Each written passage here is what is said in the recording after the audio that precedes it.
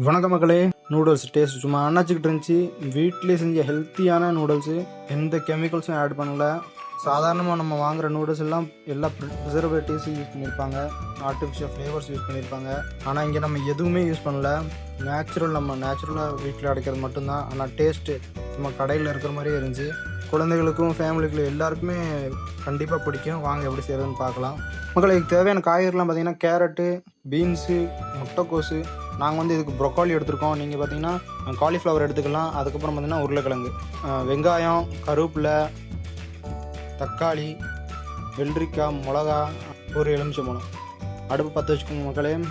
தண்ணி பார்த்திங்கன்னா முங்குற அளவுக்கு, உங்கள் நூடுல்ஸ் எவ்வளோ நீங்கள் எடுக்கிறீங்களோ அது முங்குற அளவுக்கு தண்ணி ஊற்றிக்கோங்க. கொஞ்சம் உப்பு போட்டுக்கலாம் மக்களே. அதுக்கப்புறம் எண்ணெய் விட்டுக்கோங்க. எண்ணெய் எதுக்கு ஊற்றுறோம்னா நூடுல்ஸு ஒன்று ஒட்டாமல் இருக்கிறதுக்காக.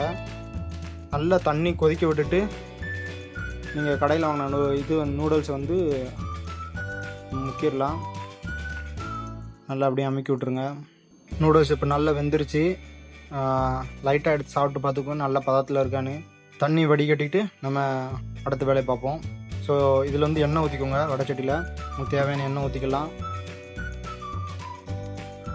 உப்பு, ப்ரொக்கோலி பார்த்திங்கன்னா போட்டு லைட்டாக வதக்கிடுறோம். மக்களே, ப்ரொக்கோலி நல்லா வதங்கிருச்சு. எடுத்து வச்சுக்கலாம்.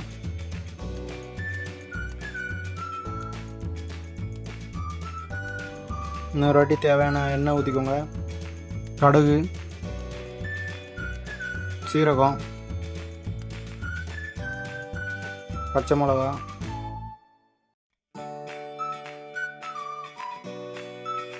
பீன்ஸு,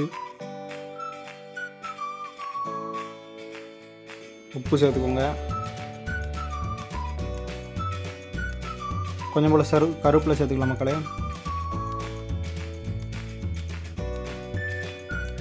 இப்போ உருளைக்கிழங்கு சேர்த்துக்கலாம். நல்லா வதங்கட்டும் காய்க. இப்போ கேரட் சேர்த்துக்கலாம்.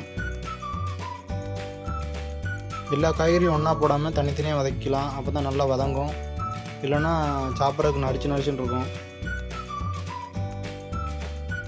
இது இஞ்சி பூண்டு பேஸ்ட்டு வீட்டில் அடித்தது. இஞ்சி ஒரு 10-15 பல் பூண்டு. முட்டைக்கோஸ் சேர்த்துக்கிறோம். இப்போ வெங்காயம் சேர்த்துக்கலாம். நல்லா வதக்கிடுங்க மக்களே. இப்போ தக்காளி சேர்த்துக்கலாம். உப்பு. இப்போ வதக்கிச்ச ப்ரொக்கோலியும் இதில் சேர்த்துக்கலாம். மிளகு, சீரகத்தூள் சேர்த்துக்கலாம்.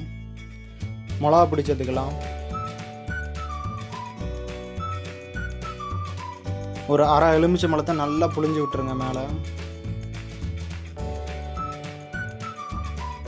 சீனி நம்ம அதில் டொமேட்டோ சாஸ் யூஸ் பண்ணுவாங்க.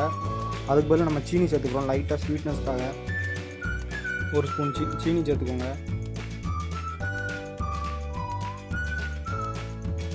அவ்வளோதான் மக்களே, நல்லா வதங்கிருச்சு. இப்போ இருக்கிற நூடுல்ஸ் நம்ம இதில் மிக்ஸ் பண்ணிடலாம். நல்லா நூடுல்ஸ் உடையாமல் அப்படியே பொறுமையாக கிண்டி விட்டுருங்க. லாஸ்ட்டாக நம்ம மல்லி இலை சேர்த்துக்கிறோம் ஒரு ஃப்ளேவருக்காக. அவ்வளோதான் மக்களே, டேஸ்ட்டான நூடுல்ஸ் ரெடி. வீட்லேயே எந்த கெமிக்கல்ஸும் யூஸ் பண்ணல. வீட்டில் இருக்க சாமான் வச்சு. ஆனால் டேஸ்ட்டு சும்மா அண்ணாச்சிக்கிட்டு இருந்துச்சு.